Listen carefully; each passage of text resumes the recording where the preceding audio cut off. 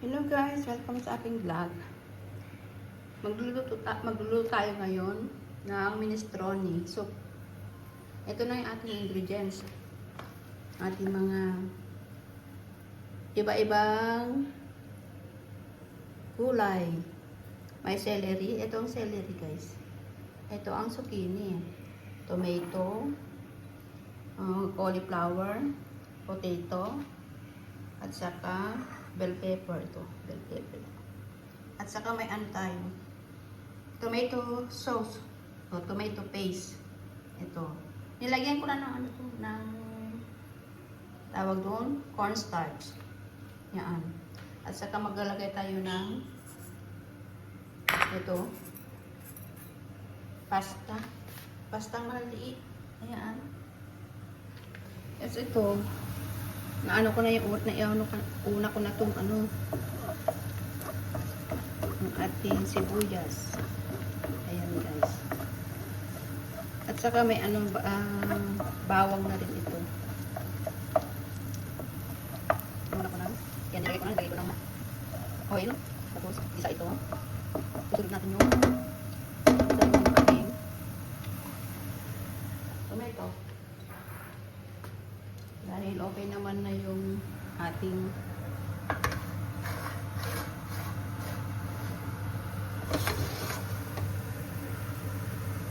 tomato. Ito sana magkasabay-sabay na itong lahat na ito. Kahit na ano, kasi minestrone ang gagawin natin guys.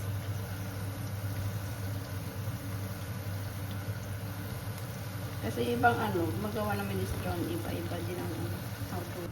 Lagyan lang natin lahat yung ating gulay. Sunod-sunod na yun, hindi na sabay-sabay na lahat. Kaya lagyan natin ito ng natin patatas.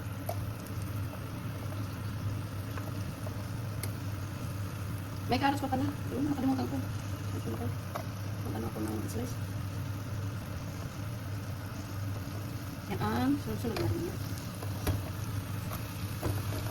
Kasi minsan mo ito lang. Isama ko.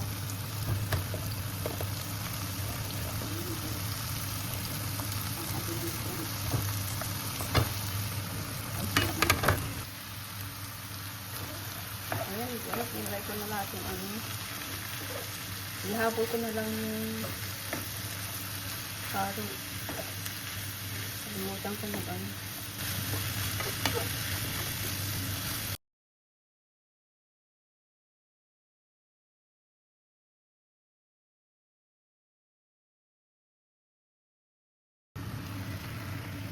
Ayan guys, nakalagay na ang ating carrots.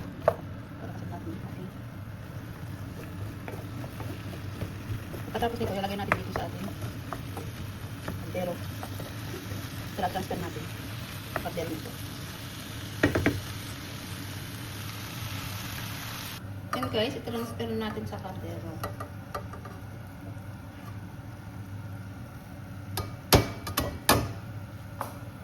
Ayan guys.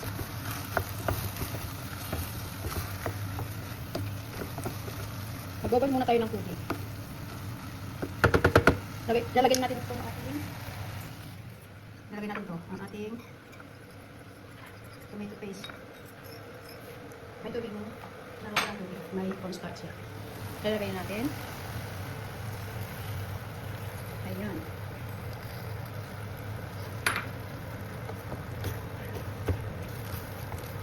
Mamaya lagyan na natin ang tubig.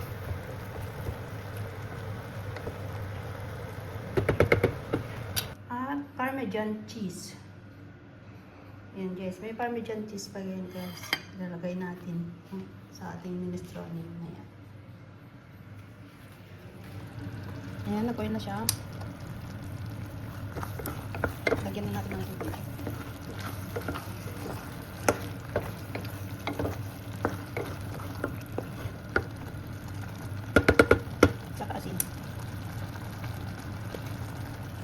Ayan. 1 teaspoon. Teaspoon salt. At maglagay na tayo ng parmesan. Lagyan natin. Ayan. Pagkatapos nito, Pag kakain ka pa, malalagay ka pa ng parmesan after. Sarap yung parmesan niya guys. Parmesan cheese.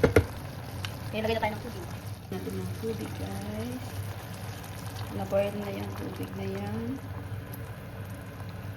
Ayan.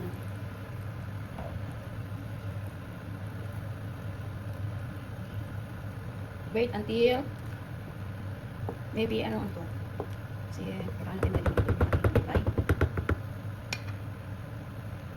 5 minutes guys. Wait 5 minutes. Takpan natin.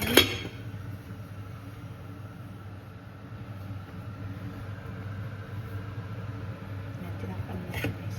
Wait na lang 5 minutes. Ayan, okay na.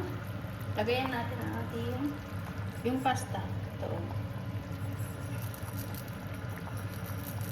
Yung pasta. Pasta brown mo maliliit. Yes, lang yung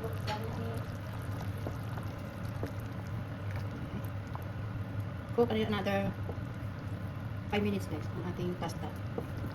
Luto ng medyo ano pa lang yung ating gulay guys. Sakto. Malutuan yung pasta. Ayan guys, tapos na. Done. Luto na yung ating ayan o, nag-ano na siya.